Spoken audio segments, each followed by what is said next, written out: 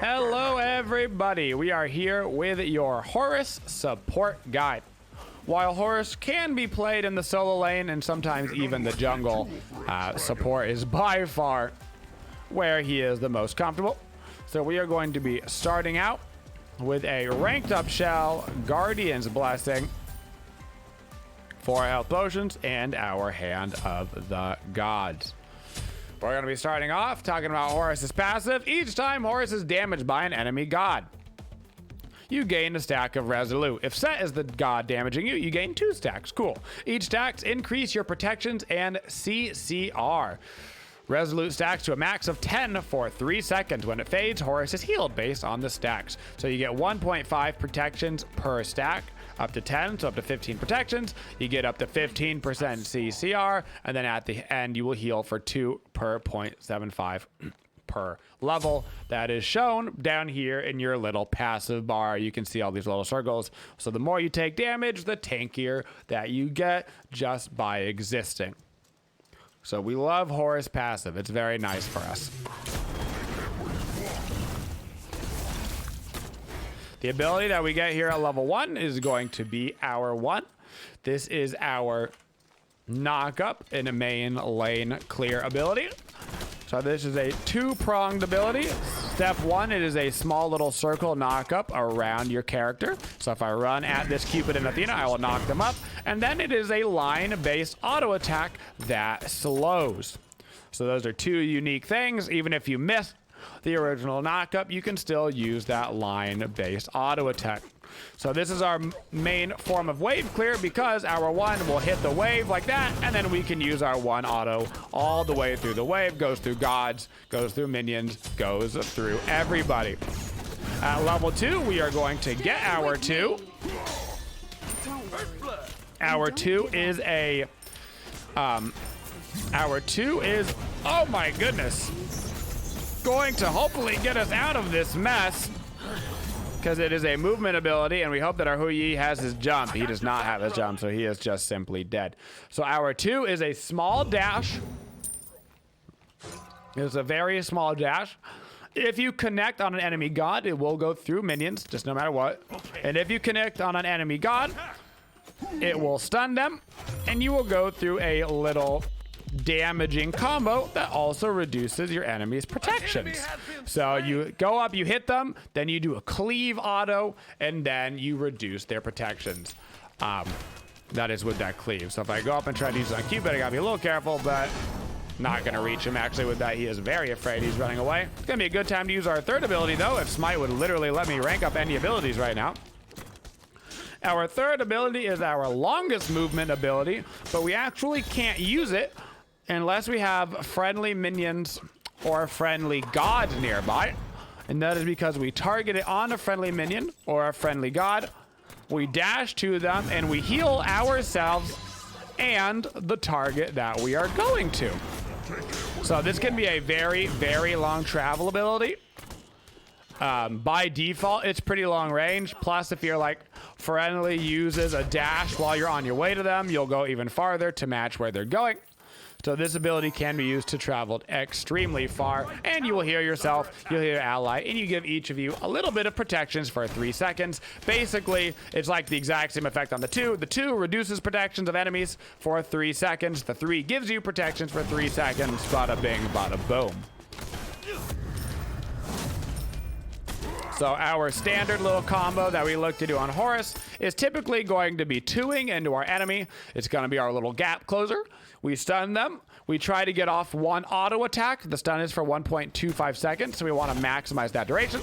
So 2 auto, then 1 for the knockup and the slow in order to maximize all of our CC effects. If you do the 2 immediately into the 1, sometimes you can lose a little bit of maximum CC duration. So I'm going to try to run up to the Cupid / Athena. Cupid's going to dash away. I'm kind of waiting for the Athena. There we go. Auto. Now I'm going to use my 1. And now Athena will die. So making sure we get that full 1.25 second stun off of the 2 before we go and use the 1 in order to make sure that our crowd control is as long as physically possible. Keep in mind that the stun does get affected by DR. Your knockup doesn't. This is why you want to use the 2 and then the 1 instead of the 1 and then the 2. If you do the 1 and then the 2, your stun will be a shorter duration. If you do the 2 and then the 1, that will be the maximum amount of CC. So we're going to be maxing our 1 first. This is a really big damaging ability, actually. So you're going to get the big damage from this, plus you're going to get a bonus on your gust damage, and it's going to reduce the cooldown on your knockup, and knockup is the most effective CC in Smite. Secondarily, we're going to be ranking up our 2 to reduce its cooldown as well. Finally, ranking up our 3 last.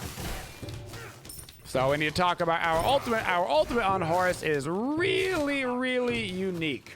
We're going to be getting a point in it whenever we can. Horus's ultimate is a very long channeled ability where you stand still. You can be hit while you are in this ability. So be careful if you're trying to use it as like a getaway or something. You're just a sitting duck to get smacked in the head. I'm actually going to use it right now.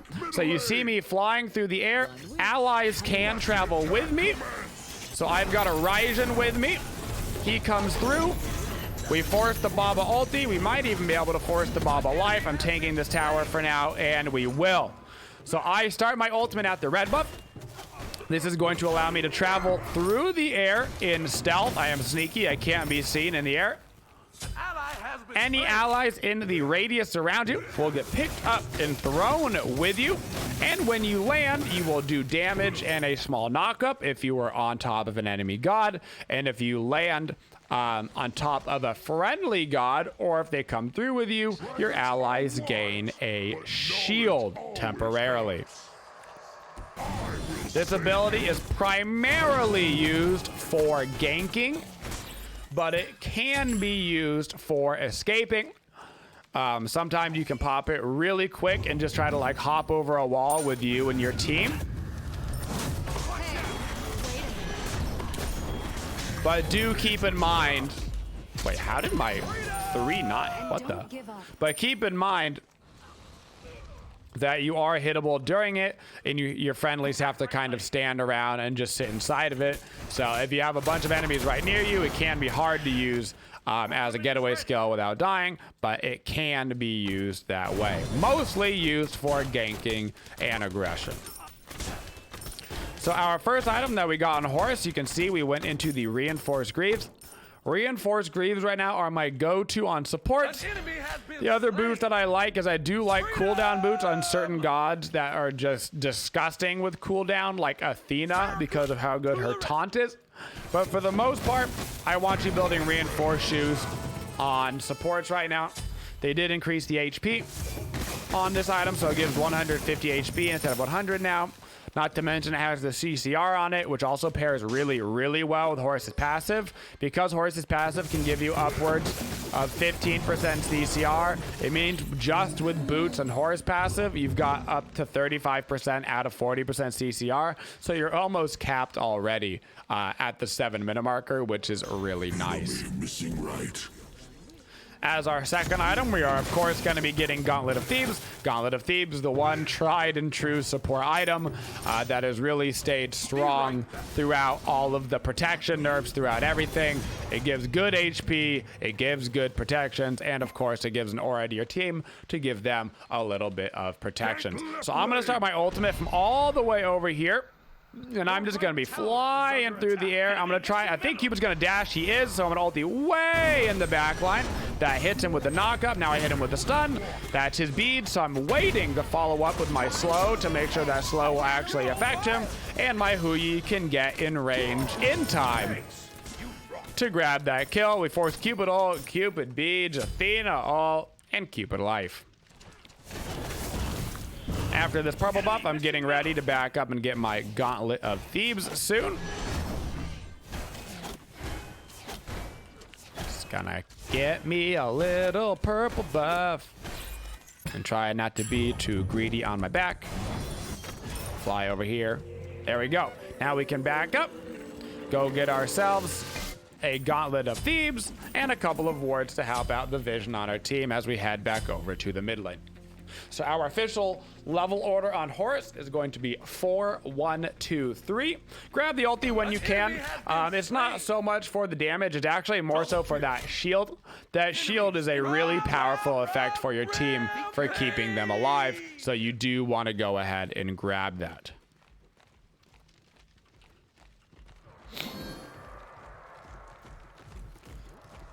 There is a lot of action over in dual lane, so I'm trying to get over here. I'm trying to use my 3 over a wall to get closer. That way I can throw down my shell, use my 1 right on top of this guy, and now they will be able to stay alive. So for Horus's abilities, your 2 does not go through walls. Your 1 is a knock up around your character. It obviously does not go through walls. Your auto attack will, so you can do this, that thing. You can go right through a wall with it. If you want to try to slow somebody through a wall, you can use that. And your ultimate basically goes anywhere along the map. As a general rule, you can travel like 25% of the map with your ultimate. So just kind of keep that as a general rule for when you're trying to use it. Like, you're like, I want to gank the mid lane. Okay, it's about 25% of the map from me to the mid lane. I can make that distance. The sneakier you are with your ulti in his positioning, the more times you're going to land his ultimate. The ultimate has a very, very long landing time. There's this large delay, like charge up, which means that when you're using Horus ulti aggressively, you want almost the entire circle to be behind the target. Okay? So if I'm coming into gank lane and I see the Cupid standing right here, I want this to be the very, very front edge of my ulti and the rest of it looking this way. So that way, if he tries to run out of it, because you can see the Horus ulti being channeled. Okay, you're invisible in the air, but the second you start channeling to come down from Horus ulti, you are visible. That big fat circle is visible. Everybody's gonna know where you're gonna land. So do be careful as well, because if your teammates come through and they know where you're gonna land, and then all of a sudden they have like a Poseidon on their team, there might be a big fat Kraken waiting for your entire team, and they're not gonna appreciate getting Kraken. Another use of Horus ulti that I'm gonna try to do right now, unfortunately the team's gonna dash out of it. So Horus ultimate provides the shield wherever you land as well. So if you have good communication with your team, it's a lot easier. But you can land on top of your team, and then it provides them with that shield as well, and that can also save your teammates' lives. As with all things Horus, Horus requires a lot of communication. Whether you're trying to use his ultimate defensively, whether you are trying to use his ultimate offensively and get people to come with you, the more people you have communicating, the easier Horus is to play. I actually do not think that Horus is a particularly good casual god because of how important communication is with him. I liked him more in ranked, where you can really work with a team, where you can communicate and get everybody on the same page.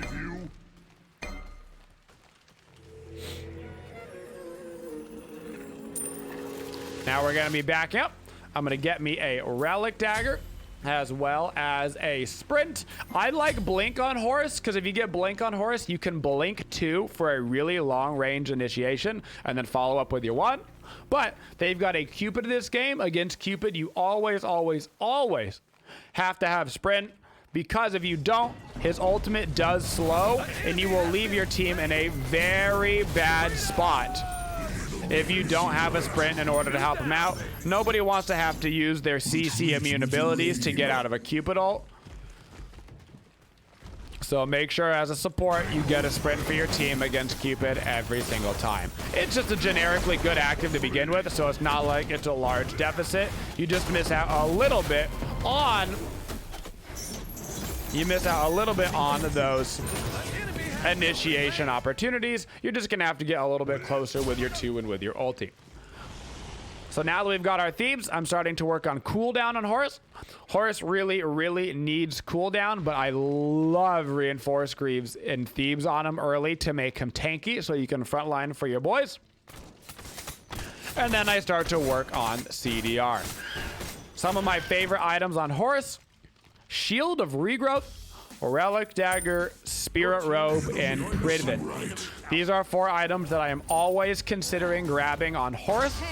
This game I have gone the Relic Dagger to make sure that my sprint is up often enough to get my team out of that Cupid ult. The lower I can have that sprint cooldown, the more I'll be able to get them out of some of that nonsense.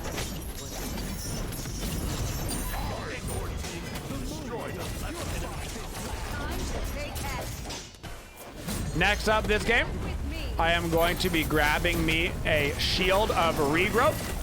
That Shield of Regrowth is going to give us movement speed increase after we use our 3. So it gives us a lot of HP. It's going to give us 10% cooldown. And every time I use my 3, it's going to give me that bonus movement speed. This is going to help me a lot with peeling for my team.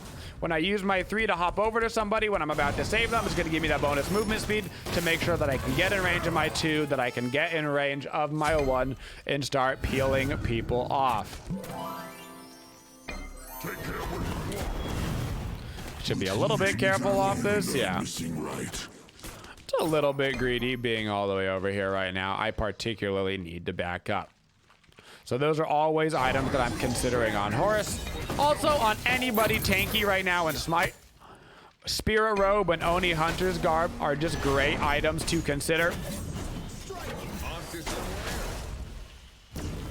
They are both going to give you those percent mitigations. And percent mitigations are extremely strong right now. With how much pen there is in the game, it means that stats like hit points and percent mitigation are extra effective. Protections themselves a lot less effective than they have been in the past in Smite. So now that I've got my Shield of Regrowth, the next thing I'm going to focus on is getting my Heavenly Agility ranked up.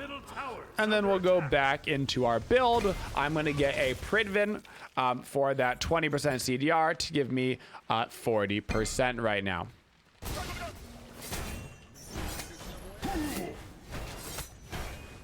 I'm going to use my 3, try to get over the wall. Unfortunately, nobody's putting themselves in range for me, so I'm not going to be able to hop over that wall and help out quite yet.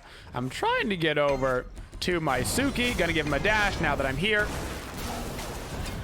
We can go a little bit more aggressive. Once again, in the backline, I'm going to start my ulti. And I'm going to start ulting. I'm going to wait to see where this Athena's going. Now that I see where she's going, I ulti way in front of her. You could see how far in front of her that I was. That's to make sure that by the time that I land, I'm going to be in a spot that she actually gets hit by the knockup. Ulti way, way in front of your target's intended location. Best case scenario is what you just saw, where the target really only has one way to go. Her options were either 1, run directly into Horus ult, or 2, run back into the entire team. So her best option was still just to choose the Horus ultimate. If your target has like 3, 4, 5 different directions to go, it's really difficult to land the Horus ult. One of the harder ultimates actually probably in the game to hit, if not the hardest. It really is a big glaring beacon of where you're going to be going. But still, such a good ability, even though all of that is true. All right, let's grab ourselves another Sentry Ward. We can go get a Sentry Ward down by the Fire Giant and get to work on our Pridvin for that 40% CDR. Enemy missing right. 4 gods that Horus likes to go against and doesn't like to go against for his matchups. Number 1 thing Horus hates: cripples. Cripples will ruin your life on Horus. Detrimental. You do not want to be playing against an RDO, anything like that. Poseidon, RDO, anybody that can cripple is a big fat no-no. This is because you have multiple abilities. Your 2 and your... I might just kill my boy there, sorry. I went over to heal him and I had a Cupid Heart Bomb on me. Didn't want to blow him up. Your 2 and your 3 both prevented from being used by cripples. Horus and Fenrir are the 2 gods that have the hardest time against cripples. So be wary of anybody with cripples in their kit while you're playing these gods. If you can't use your stun and you can't use your heal, You obviously are only using your ultimate periodically, which means you become a one-button character, and that is not the dream. Attack fire giant! Not the dream at all. So be very, very, very careful against cripples. As far as gods that Horus likes to go against, the answer is pretty much everything else, actually. Horus, widely considered one of the best supports in the game, certainly the best warrior support in the game. He is not a guardian, he is a warrior, which opens you up to some slightly more aggressive options like the sledge, if you so desire.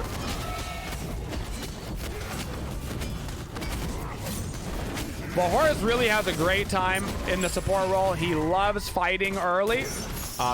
He's got good lane clear because of his one that goes through the entire wave. This means you have no problem in the lane clear department. He's got very good forms of CC with the stun, protection shred, plus knock up slow combo in the early game. He has an immense amount of CC at level 2, which means oftentimes on Horus you will get lane pressure or win lane, which is super important right now in the duo lane. But once you get out of that dual lane, that's when things get a little bit more scary for Horus as you get into team fights and there becomes any enemy cripples on the map. So they've got a Cupid, right? Cupid ulti cripples. Luckily, that's on a very low or very high cooldown. So it's not like I have to worry about an RDO throwing out her 2 that cripples me for 6 seconds, you know, every 10 seconds kind of thing. Cupid using his ulti on like a 90-second cooldown, I'm not super worried about. Although it would be preferable to not be against Cupid. Pretty much any other hunter would be better for Horus to go against. But luckily, those duo lane matchups are more so annoying on the support end than they are on the hunter end. Horus has an easy time following up on the hunters, so he doesn't mind if gods have leaps or dashes. Either way, he's got multiple movement abilities, especially if you've got somebody else on your team that can aggressively get forward. Like if Cthulhu's dashing in on a fight, I can start off my fight by 3ing in on him in order to get me closer to the fight, and then I can use my 2 and my 1 to follow up on that. I'm gonna keep using my 3 out of combat to heal up my Hui. And I'm gonna get a little bit aggressive here. I'm gonna ulti into this back line. I've got my boy with me. I'm ulting way into the back once again. I'm looking for this Athena. I'm gonna pop my sprint and my 1 to try to secure that kill. She is slow. Now my boy should be able to get that. Now I'm gonna run all the way back here. I'm gonna tank this Phoenix for our team. So we aggressed very much into the back line to put some pressure back there, and then immediately reset back to my boys to try to make sure that there wasn't anything killing them in the back line. Some of the boys are currently, I think, attacking the Titan right now, but there are no Phoenixes down, so that's a little bit awkward. We will absolutely talk about it later. Your team has destroyed a left enemy Phoenix. Still got to be a little bit careful here. I'm gonna pop my shell. There we go. And now we should be able to put this one away. So for our next item, we were of course going to be grabbing that Pridvin. After our Pridvin, we would have had the full 40% CDR, which means that we were no longer gonna need any more. So that opens us up to getting things like percent mitigations. I love Spirit Robe on Horus, as well as Oni Hunter's Garb if they have a lot of magic damage. If you would have gotten Spirit Robe that game, you would have had 50% CDR. It's not that big of a deal to have 50% CDR, but maybe you grab a Spirit Robe instead of Shield of Regrowth or something as well a little bit early on in the build if you want to decide to go down that path. If you're going to go against a lot of magic damage, you always have the Oni Hunter's Garb present for you to give you that 9% mitigations when you're in a team fight, or if you're just against a lot of magic damage in general. It is very, very good. And for a more aggressive side, like I said, you've always got items like Void Shield. You got a very heavy physical team. Maybe you grab a Void Shield to give that percent penetration around your team to help out. Maybe you grab a Sledge because you want to do a little bit more damage. Maybe you're like me, you've got 4 kills. Maybe you're providing a little bit more damage for your team than you thought you would. So you've got those aggressive items as well. But in general, you're looking to ulti in to start the fight. Then you go for the back line. You use your 3 to get all the way back to your squishies. Make sure they stay alive, and then you can peel with them with any of your abilities that are left up, guys. And that is your Horus support guide.